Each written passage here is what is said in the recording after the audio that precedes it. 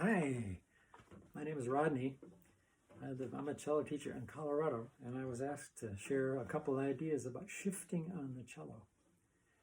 So presumably I'm talking to young cellists who, if you've played very long, you know cellists have to shift a lot, and it can be sort of complicated.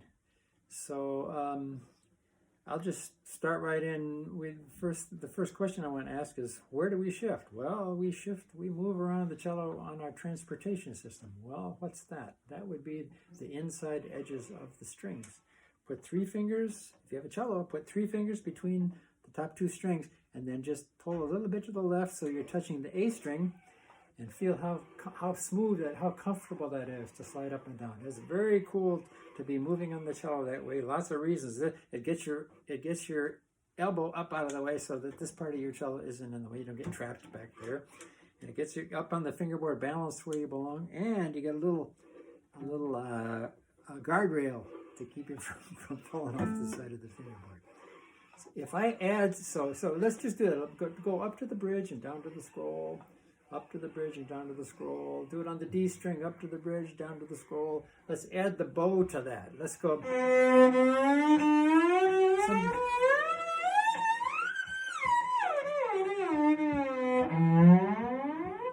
As I do that, would you notice how similar this is to this? Our bowing and our shifting actions are they're so much the same thing, and they're connected to each other when we play. So, for example, we lift the weight, drop the weight, we lift the weight, drop the weight, our arms pull our hands, the lifting and dropping moves ahead of my hand, the lifting and dropping moves ahead of my hand.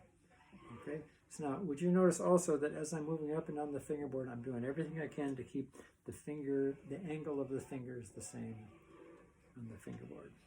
So just have that be a little exercise. The whole fingerboard. And we're going to try to get over the idea of thinking of this part of the cello as where all the hard notes are, and this is where all the easy notes are. In some ways, it's just the opposite. Down here, we have to shift a lot. Up here, we lose that guy and gain that guy, and then we get to be violinists, and we can just do lots of things in one place. So lots of ways.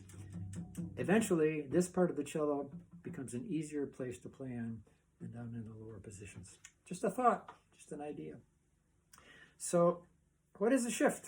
Well, I had a great teacher one time who I don't think he ever said shift. He called them connections. We're connecting a sound to a sound with what? Well, sound. And one of the only points I want to make today, I think the only serious thing I'm going to say today, has to do with how the bow gets connected to the left hand on shifting actions. One of the biggest obstacles to doing really beautiful connecting sounds is the fact that quick motions or long motions or fast motions often interfere with the use of the bow and make lumps in the sound that don't belong there. For example, we might go... if we shift fast, it makes our bow go fast. All right, something in your brain makes these arms want to do the same thing. So I've invented this little protocol. You see it there? Bow first, go inside, meaning to our transportation system, and shift slowly. So we want to work on doing our shifting motions as slowly and as smoothly as possible. Now you can't always shift really slow, but you can shift as slow as possible. So, for example, here's a shift from first to fourth position. Very simple shift. And I want you to notice I'm gonna move the bow first, and then the shifting motion is happening in this part of the bow. Watch this.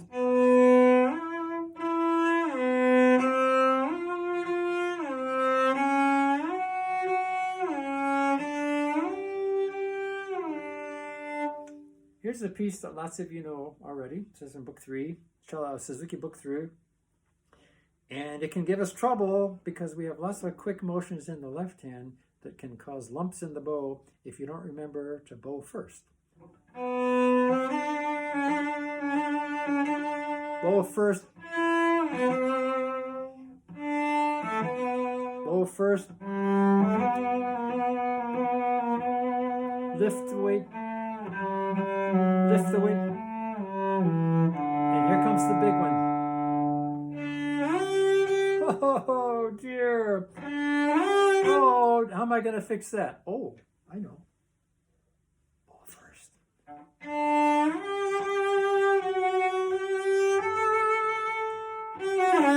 Oh, I can fix it.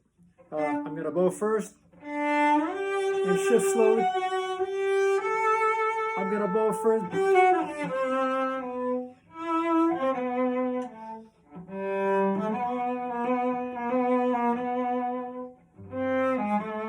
This is called an articulated shift. I won't say any more about it. That's called an articulated shift. And here is one of the most challenging shifts in all of book 3. How does this thing?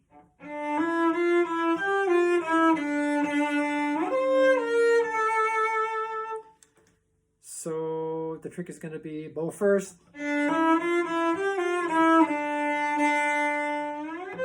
So that the connecting sound is in the soft part of the bow.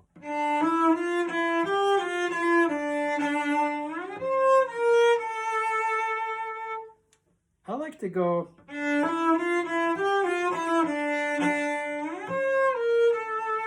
to do it with a slur. We have an option there. I know the music says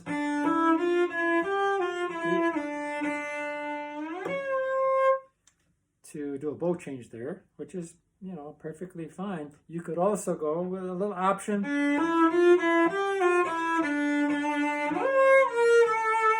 You could shift on the ending finger rather than the starting finger. You have a lot of options.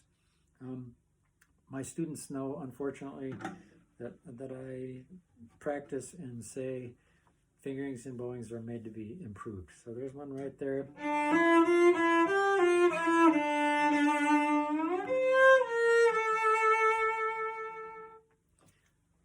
I think that's all we're going to say about shifting so far. There are lots more things involved in shifting, and I hope I'll be able to make some other short videos about that. So in the meantime, thanks for watching this and listening, and I'll say happy connecting. Okay, thanks so much.